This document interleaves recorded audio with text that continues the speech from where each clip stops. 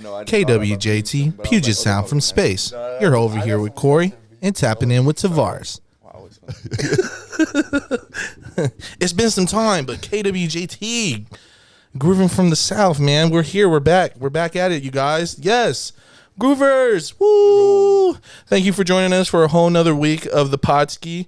We're down to our new scheduled time. So I know it's been some time since you've seen a new groovy episode. So thank you for adjusting to the new schedule, man. 2 drops per month. If you didn't know, now you know. We're trying to get it together for you guys. So thank you for our past groovers. We truly appreciate you guys. If you're a new groover here today because of today's episode, please go hit that subscribe button on YouTube. We truly would appreciate that. We need you guys. We're trying to run it up skis over here, man. We're actually very poor and broke. So if you go on YouTube, you would actually help us out and support a small business. Thank you. We're actually poor and broke. We are on all streaming platforms, so go check us out if you want to give us a listen. We are on Apple Podcasts, Spotify, and audiobooks. We're trying to get that, audiobooks, hit my line. And I'm here with Corey. Hi. Hello. I'm Tavares. And before I do bring in our new guest this week, please go check out Heart to Heart Workshop down in the Rainier Vista neighborhood with our brother B. Hayes. We have clothing there, so please go buy our merch. Okay. Like I just said, we are poor and broke, but yes, you would totally help us out, and we would totally love it if we seen the groovy wear out there. So go check us out at Heart to Heart. We got some good swag, and so does Heart to Heart does. And without further ado, Ski, let me introduce this week's guest. We got Oranj Goodman in the motherfucking building. Dude. Welcome. Honor. This is fire. I was we always play the album before we have our guest on, and I always love rerunning through people's music. But I really love your sound. I feel like Washington always gets in a clump of not having original sounds, and like people who take experiment with like music. I feel like you implement a lot of like song styles into your rapping. So before we get into like where you're from and like the whole background, I kind of wanted to just jump in straight to the music and kind of like what's your musical like influence background and things like that. Bro. Oh, it's like someone was asking me this the other day, and it's like so deep. But like 3 that I could give is like Mike, of course. Michael Jackson was like my first. I was like, shit, I want to dance like that. I want to sing like that, Yeah. Like Stevie Wonder growing up was like in the house all the time. Like records always playing. But then like Kendrick. Really? That was what I really like saw artists, and I was like, man, like that changed my life, bro. Like, because I grew up like with Lil Wayne, and like I always loved rap. I always like loved hip hop being, a part of my music that I play. But like Kendrick just brought a whole different level to music where he's like bringing real instruments. Like he brings that songwriting, that same shit where he's like bringing that, like he writes the hooks. He's writing all that shit himself too. So it's like hearing that for the first time, I was like, oh shit, like this is what I want to do. Like shit like that. That's fire. When did you first like hear Kendrick? Were you like early 2010. Like early. Yeah, like, that's a good time too. That's like, bro. Like I'm an OG Kendrick fan, bro. like I remember the first time I ever heard Kendrick, bro. There's like I was at work. I was in my first job. I was like 15. Yeah, I was at Wendy's, and my homie, like I had this coworker who's just tripping. She's just being hella trash. And my homie's like, bro, I found this song. It's like called "Cut You Off." You should listen to this rap. This rap. And I went and listened to it. He's like talking shit, like talking about how like, man, I should cut you off. You're stupid as hell. Yeah. And I was just like resonated with that song. I was like, damn, like this is my coworker. This is my coworker, bro. Like, I need to just play bro. Just shut up. Shut up. So like that was like, and then I didn't hear him again until Good Kid, Mad City. Yeah. And I was like, because I kind of like skipped over Section 80. Like I didn't really like, I went back to it. But then when Good Kid, Mad City dropped, I was like, everything clicked. Yeah. Yeah. Like everything changed, bro. That was like, that album changed my life. That's fire. Have you ever been to like shows and have you seen them live? Yeah. Bro, I've seen Kendrick a couple times, bro. I saw Kendrick at the Damn Tour. I saw Kendrick at Bumbershoot. Yeah. Like he's just like my favorite my favorite artist. Yeah. Like he's just like the first artist that was like an idol. Like I was like, damn, like I'm gonna like recite all your lyrics and shit. Like he was the like, first artist that you really was like geeking over and just like, yeah, that's fire. Sure. That's hella fire. Yeah. So big ups Kendrick. The Nardwar interview in the future is gonna be like a Kendrick doll and be like, we heard. It's funny. I have something for you. And it's funny the Kendrick's Nardwar videos. That's like, like that shit's Nardwar's hilarious, bro. He's one of my favorite interviewers and YouTubers. I wanted to ask about what part of why we were like briefly talking about it before the camera started rolling, but if they don't know where you're from, where you're originally from. Yeah, so I was born in West Seattle, White Center. Yeah. Like I was telling you guys, my parents met at Roxbury Lanes.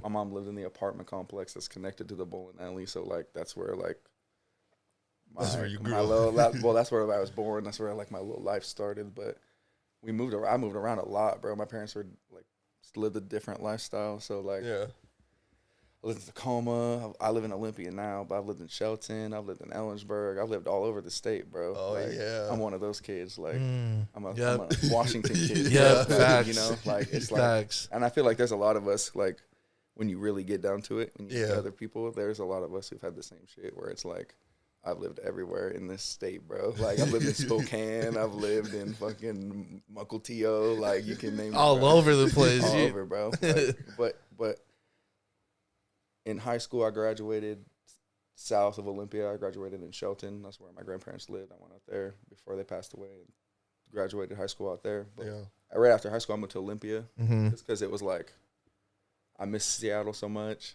Seattle's so damn expensive. Yeah. So, like Tacoma's so damn expensive, but I still like wanted the city life.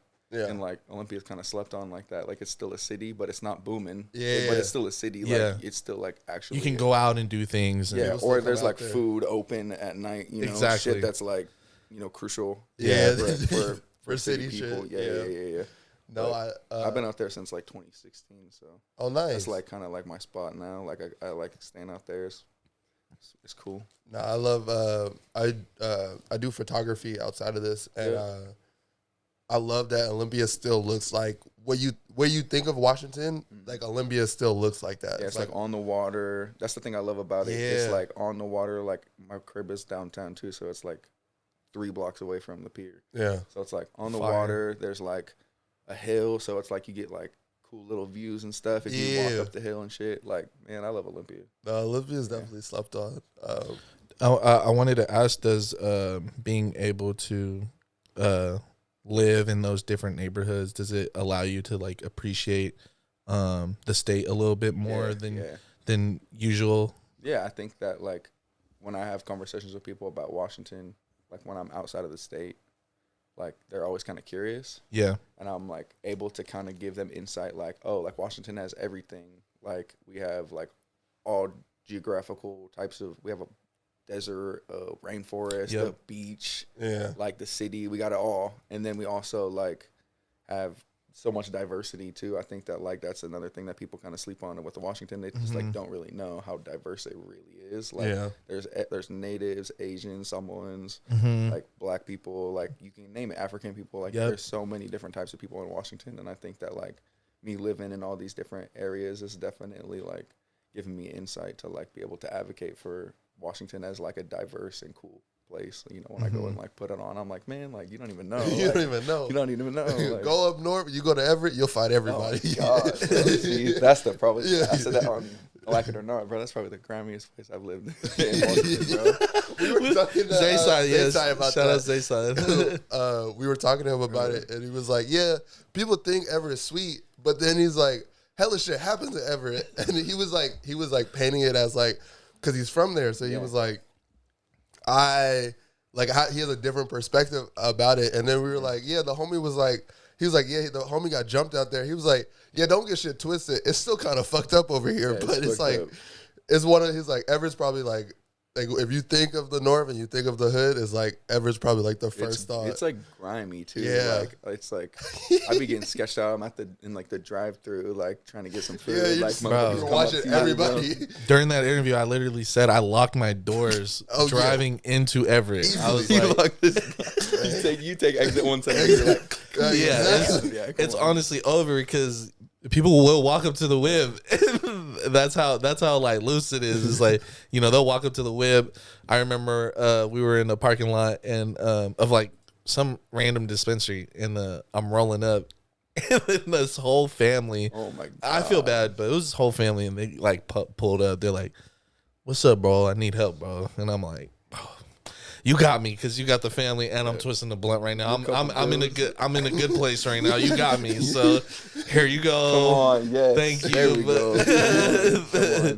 But Everett's definitely good. They needed that help. They live in Everett, bro. They needed that fucking help. That kid was gonna rob you. Yeah, bro. It was over. It was either you help or this car's ours, and 6-year-old's that's the new crib. That's the new crib, bro. That's not a joke either. It's not. It's terrible. Damn. I wanted to ask how you got your artist name. See, everybody always asks that. Because I think of it, is it a pun or is it like? I don't think it's a pun. You Oranj love Goodman? orange though. But orange is like my favorite color. Yeah, So that's stem? like since childhood. Yeah. Like that's since a little kid. Like people would be like, "What's your favorite color in school?" And I'd be like, "Orange." People were like, "You're fucking weird, bro." Like, okay. like it was you're either blue or red or motherfucking green. girls like pink Yeah. or purple, and if you like yellow or green or like all the other shit, you're weird, bro. Yeah. So I was like, "Oh, I like orange," and they were like, "Okay, like weird." So like I have like went under like other names and shit. Like I went by like my nickname in high school was like Jamesy Boy. That's what my first rap name was. Like that's what people called me for a long time. So that's what I went by, and it just like didn't ring to me. Like Yeah. I wanted something that was like That had some earth to it. Yeah. And I also liked how like J. Cole, Jay-Z, Kendrick, they all like use their own name. Yeah. Part of like, but it's like they add a little something. You know what I'm saying? Like even like Lil Wayne, they add a little something to their government name. My last name's Goodman, so I was like. I was kind of like trying to decide how it would roll, off the tongue. Yeah. And then when I wrote it down, I didn't like how big it looked, so I took the G and the E, switched it to a J, and I was like, all right, smooth. And then I wrote it in cursive, and that was like kind of when I wrote it out in cursive for the first time, I was like, yeah, that's it. That's it. Oh, that's and fire. it took me a while, but when people ask me, I never really know exactly no. how to say it, but. No, that's a fire. And it fits like your identity. It's very much a part of you. I feel like a lot of people, if it's not like a family nickname, it's always a kind of stretch when you're like, oh, I picked my own name, but it's like it's been so ingrained in your DNA that you're like,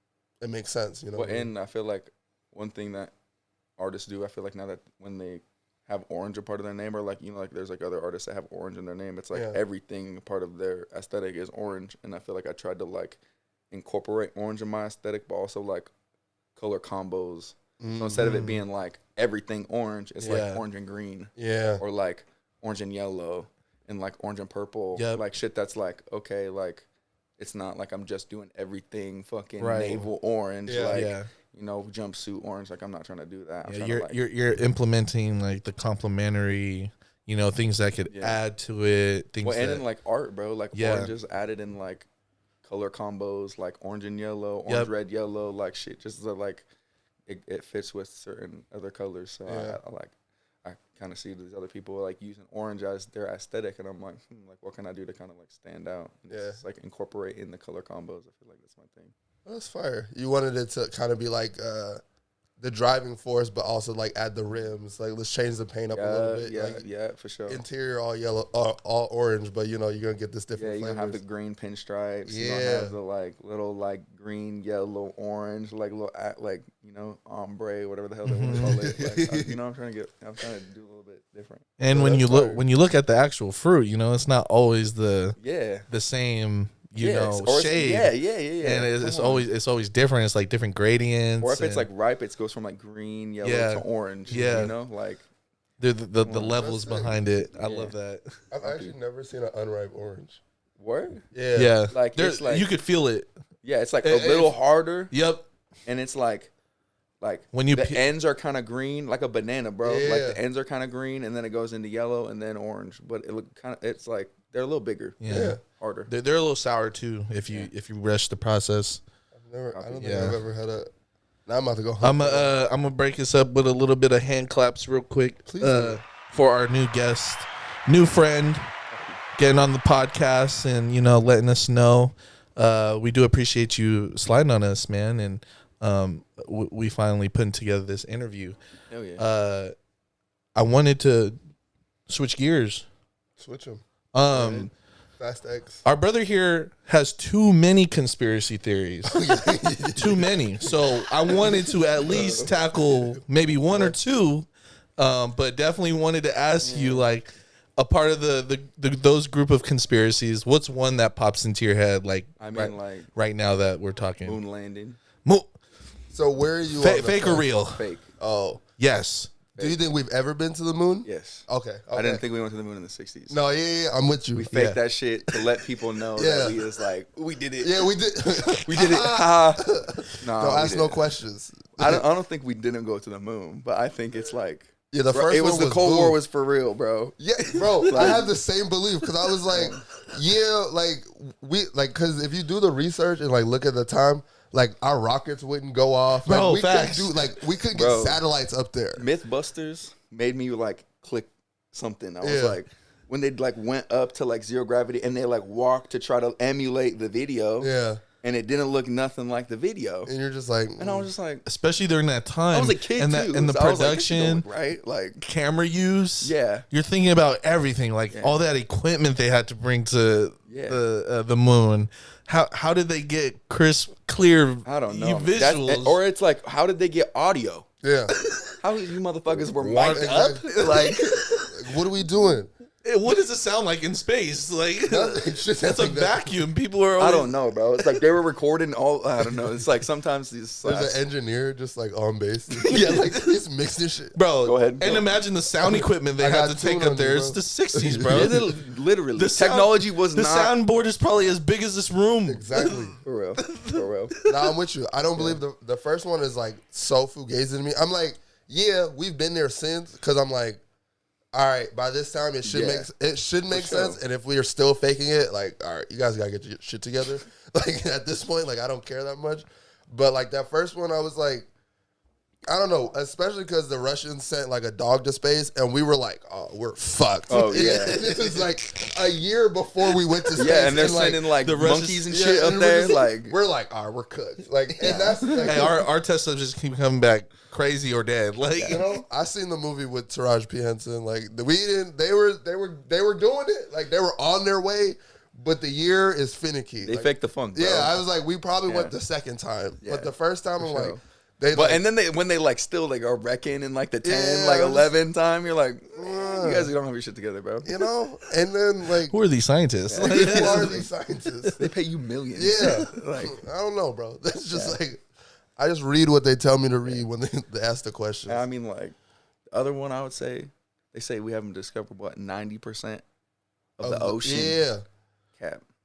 Nah, I'm scared of I hope so. I'm scared of the ocean. That's the whole planet, bro. That's 70% of our planet is the ocean. Yeah.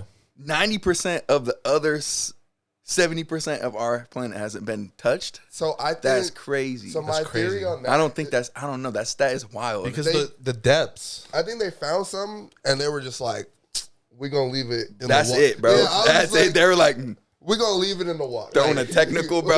I'm out of this shit. Like, they got scared. Exactly. They seen some shit. This land shit is already too complicated. Yeah, like, bro, we found some crazy shit down there. Alien shit. Like, I've seen videos too of like crazy alien. Yeah. Like, big ass. Would you ever go in a dive like that? Like one of those like diving machines that take you down there? For sure. I have family who does that, bro, for a living. Oh my goodness. They like put a whole like natives, bro, put the whole mask on, dive down underwater. They pick up gooey duck, bro. Yep. That shit, put it in the bag, come back up. For sure, I do that. I'd be fucking terrified. Yeah, but that shit is like scary though. Yeah, like one false move, you're fucked. Like, you got to be cautious. You're you're a different human. Yeah, for sure. No, I was completely wrecked about the ocean this past year because I was following this dude on TikTok, and it was a sailor, and he was like basically telling the world about sirens. Like he was hearing mermaids at night, like singing, singing, telling sailors to like jump in the ocean. And he's a fisherman in the middle, like one of those deep diving fishermen that go to like the middle of like the Pacific or the middle of the Atlantic, and like that's crazy, bro. And like it gave me chills because bro, he came out with those TikToks. He was like, talking about it, and then basically his account got banned. And like they stopped allowing him to go live and talk about it. Damn. And then like the more he would make different profiles, but then he was saying, I don't know if this is true or not. This might be my speculation through what I was seeing, but like they're like he was saying like government officials were telling him to like not talk about this. Yeah, bro. They were checking him. They're like, hey, bro. Relax. That freaks me out, we bro. We live with the mermaids. We know about the mermaids. Relax. Damn, bro. I don't know what I would do. I'm telling you, and that's about it. That's like as far as my mermaid information goes. I'm a freaky guy, so I might get fucking coerced. You're trying, he's trying to get put on. Yeah, the mermaid ussy, Bro, the mermaid's like, I found out. No bullshit. If I found out you were fucking mermaids, this podcast is over. Over. Yeah, I'm gonna let you tell the story for the one time, no, bro. and then this shit is like. You're telling me. He's like, I wouldn't fuck. No, I wouldn't. If she was fine and she was into you, you wouldn't. Which half is fish? We're not doing the other half. We're not doing the fish head. The fish head with the legs. We're not doing the opposite. The fish head with the legs, bro. Because that's crazy. I'm not getting aerial throat. I might, aerial throat. Like Ariel, bro. Cool on Little Mermaid, bro. It's like nah, bro. No, you're so right. You're so right. But I mean, it'd have to be the human top. Like imagine, like obviously, if there was no. But if you're from the ocean, you should have the wet. So if you a mermaid and you got internet, you fuck with us. Tap in. We their IG, bro. Hit the IG. Don't hit Groovy Tapes. Hit his person. That might be the question of the week. Would you guys rather have a mermaid human top, fish body, or would you rather have fish top, human bottom? Tavares is going with human top. Bro, you guys are fucking out of pocket. Out of pocket. I said nothing sus. And this ain't sus, but this is out of pocket. Y'all are funny, bro. I will answer just for the hue. Oh man, Cole, clip it up and put fish all around me, please. Damn, fish head. What kind of fish? What kind of fish? He's like, if it was like a tuna, the Lola fish from Shark Tales. It's sick. You remember Lola from Shark Tales? I'm going with the Angelina Jolie fish. The Angelina Jolie fish, bro. That's crazy, bro. That's crazy. That's out of pocket. But that's my final answer. You're going with fish box and like Angelina Jolie fish. Fred. I mean, that wouldn't be bad for the story. That wouldn't be bad. No, it'd be fun. I'm pretty sure my ancestors were fucking with mermaids anyways, so that along the lines it could have happened. That is crazy. Yeah. Imagine like The Rock. Or I could what was that movie called from Disney? Man, bro. 13th Year or something? I haven't seen that one. It was anyways, Disney movie. The boy turns into a mermaid. I don't know if you guys remember that one. But I'll turn into a mermaid right now. All right. What's up? You know what? You know what's even funnier? It's break time. I bet it is. I fucking bet it is. We'll see you in a few. Damn. Cole hates you. I know. I'm sorry, Cole. I love you. Is that your editor? Yeah. Go, bro. Yeah. I don't even know you, bro, but you're fire. Hey, please leave that in. Please leave in the Cole love, Cole. And we're here. We're back. Groovy Tapes. The inception of Put on the shades, bro. With our brother. And maybe we could, ask another one just to bring in the new one. I see that you are a fan of Quentin Tarantino films. Yeah. So which one's your favorite? Can you put one on scale? Kill Bill. Kill Bill? My favorite. Number one. It's Is it close? Yeah, but I have like a sleeper as my second. Jackie Brown. Oh, I just love the soundtrack on that one, bro. The music on that one's fire, and like I like that Samuel L. Jackson has like more of like a character, like and like the whole movie's like builds up.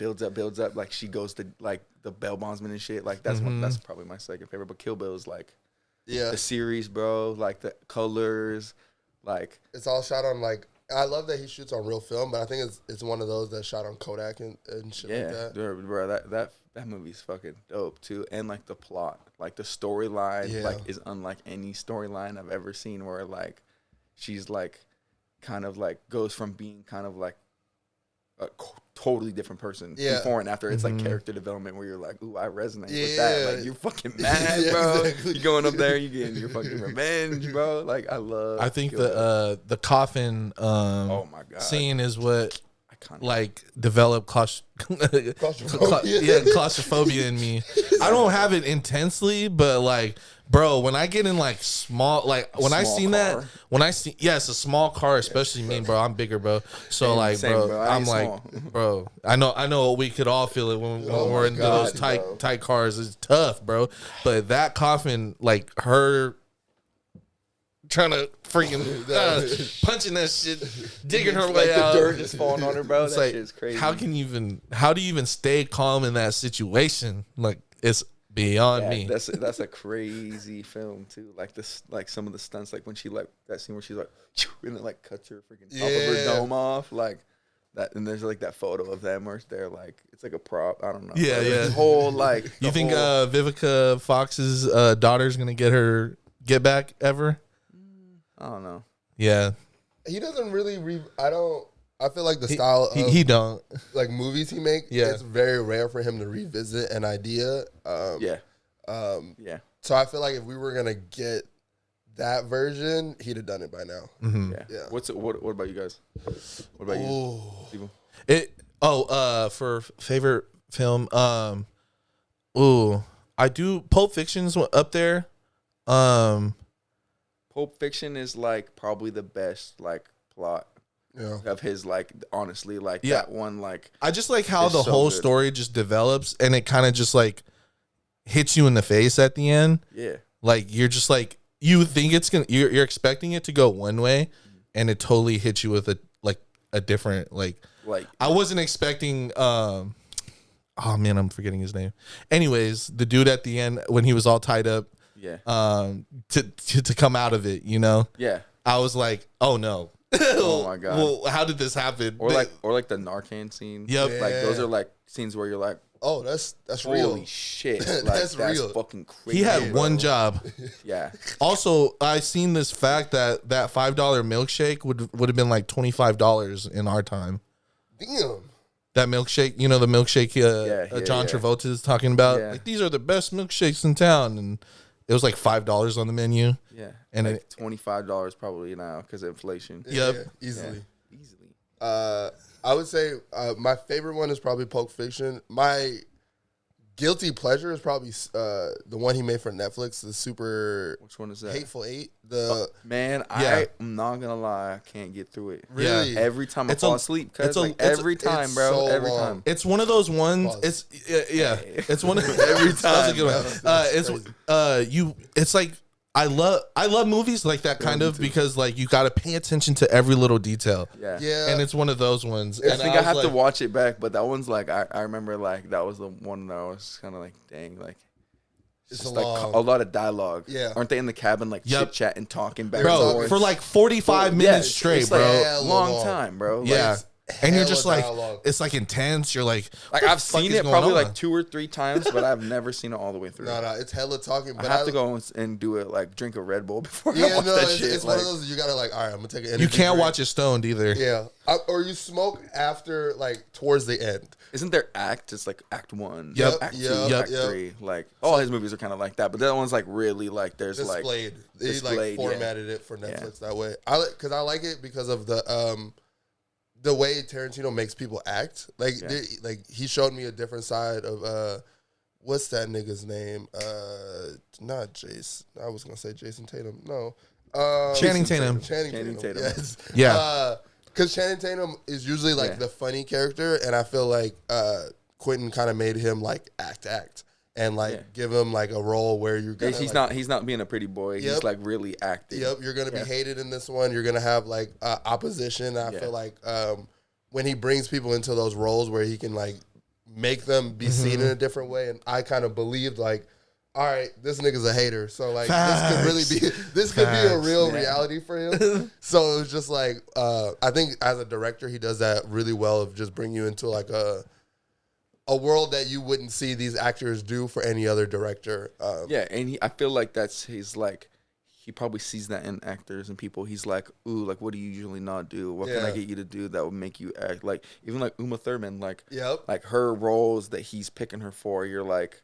You would never do this for anybody else. Like you, like he's like bringing shit out of people, whether it's with like how much money he's paying him or whatever. Like they're like, okay, I'll do that. Like even Samuel L. Jackson, like he's like, I feel like somebody who outside of Quentin Tarantino kind of has like a set role. Yeah. Like you're like the loud and like angry dude, like versus like he does get those roles in Quentin Tarantino movies.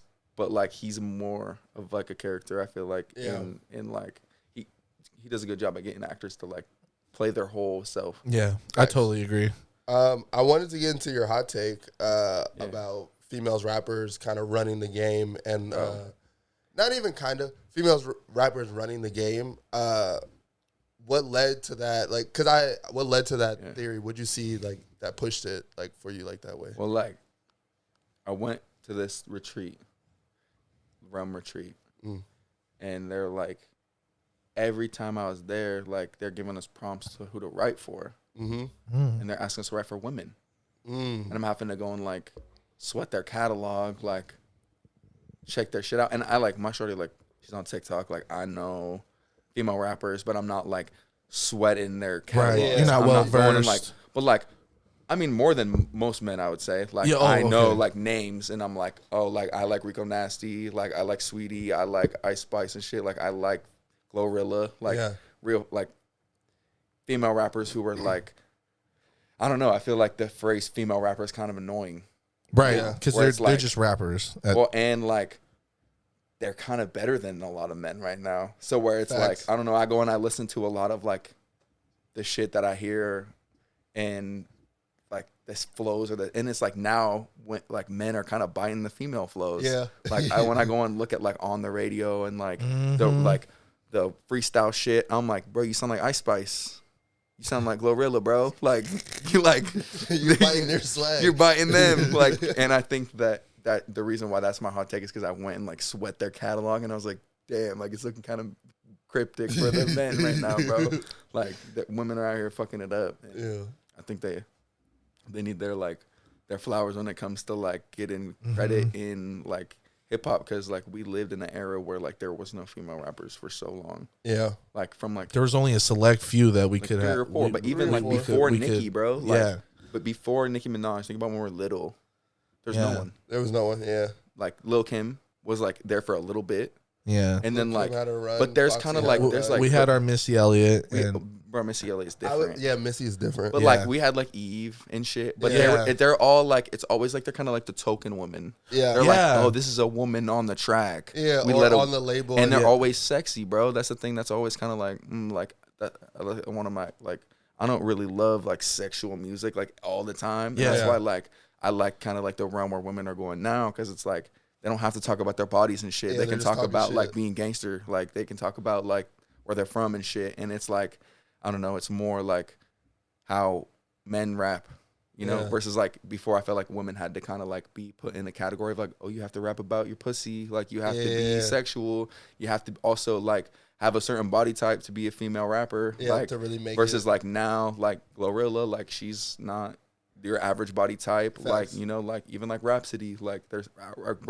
women rapper out there who are like really like barring it out, but taking over the Do shit. the prototype of what a female rapper is. Yeah, for sure. No, I definitely agree.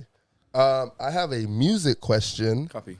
How do you approach doing collabs and like collaborating with other artists? I know you just dropped a song with Big AllStar on Friday. Yeah. So when I collaborate with people, like prior, I was so like not into it. You know? I was like, I'm not gonna lie, I was like other people where I was like, nah, I'm good. Like I don't want to feature with people. But then like people kind of pushed me and they're like, you just gotta meet people. And like the way I'm like featuring and I'm collaborating now is like I'm just meeting these people in real life. Like Friday, I met Friday when he had 3,000 followers on Instagram, bro. Like I met this fool in LA in 2020, like during the pandemic, and he like just signed his first deal, had a little tiny bottle of Ciroc. He was like, I was like, what's your name, bro? He's like, I'm Friday, just on my first deal. And I'm like, oh, damn, like, let me get your IG. This fucker had 3,000 followers. And like 6 months later, he's fucking God did. Yeah.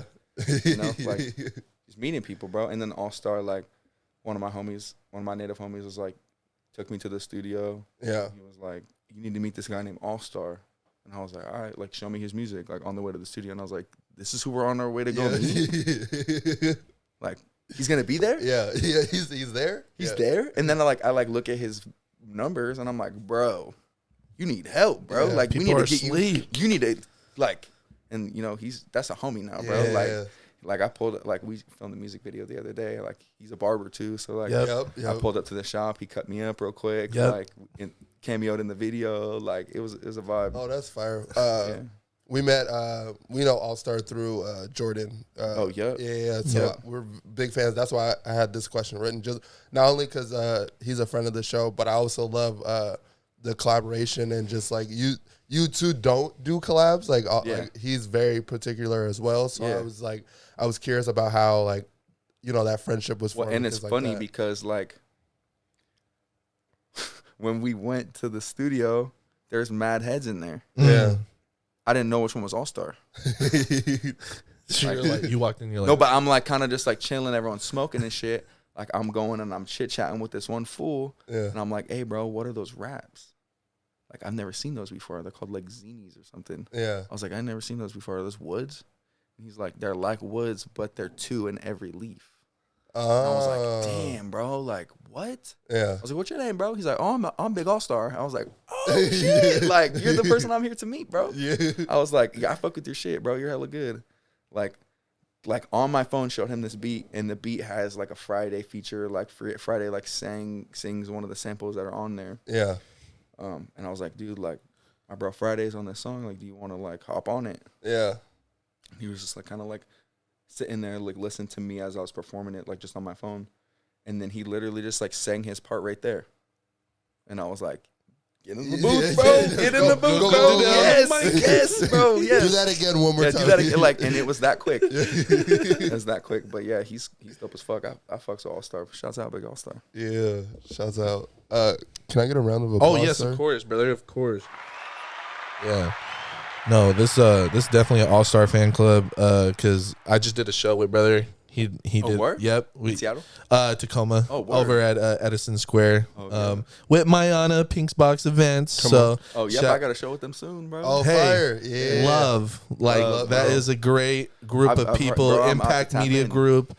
Like I love them. They do an amazing job. Hell yeah. Yeah. So you're gonna have a great time, and you're gonna be taken care of. I know that for sure. So what's up? I'm gonna slide for sure. I'm excited. I have a. See, we're in real time introducing new segments. So this is a new kind of question. I'll set it up as this. I have a deranged non-fear of animals. Deranged? Because I think I could beat up, if it's life or death, I think I could kill most animals. Yes, this is You're not. also mad tall, bro. Yeah, no. I believe this. How tall are you? I'm 6'6"? I'm 6'5". 6'5". Yeah. Okay. So I have this sick belief that like I'm only scared of hippos and dolphins. So I believe if push came to shove, You're not scared of a gorilla? no. Bro, a gorilla would murk you, I fam. know, but like if I had to survive, I'm gonna try to kill the gorilla. It's either die from the gorilla or kill the gorilla. You're wilding. I'm glad you. No, I mean like, what are you gonna do? Die? Bro, a grizzly bear? Yeah. You think you could kill a grizzly? You If think I you're had Leo? to, if I'm saying, You think you're the resident? I'm thinking of motherfuckers in the 1930s that I see the pictures savage, with, bro. and I'm like, I think I could. You're gonna get out of it. Hang with a grizzly. Hell yeah, bro. If I had to, or I'm gonna die. Like I ain't trying to die. So Oh, I hear you. It's like mind over matter, bro. yeah, like if you're a bitch. And I always see it because I'm like, in his most primal instinct, Corey is fading most things in the world. God, bro. If it's like, because everyone thinks of it in this scenario where I'm like, I'm not gonna get maimed. The grizzly's gonna fuck me up. But Oh, my you think goal, you're like, yeah, but you're gonna my goal really fight this fucking animal? Well, like, bro, like there's motherfuckers in Africa who have killed a lion. Yeah, They have dead ass murked a lion. So I'm just I'm just trying to be one of them. So yeah, okay. I mean, like, once you told me at first, I was kind of like, wait. what am I? So, but I hear like if it's like life or death. Yeah. So that brings us to you got Corey's question. So I'm gonna set it up.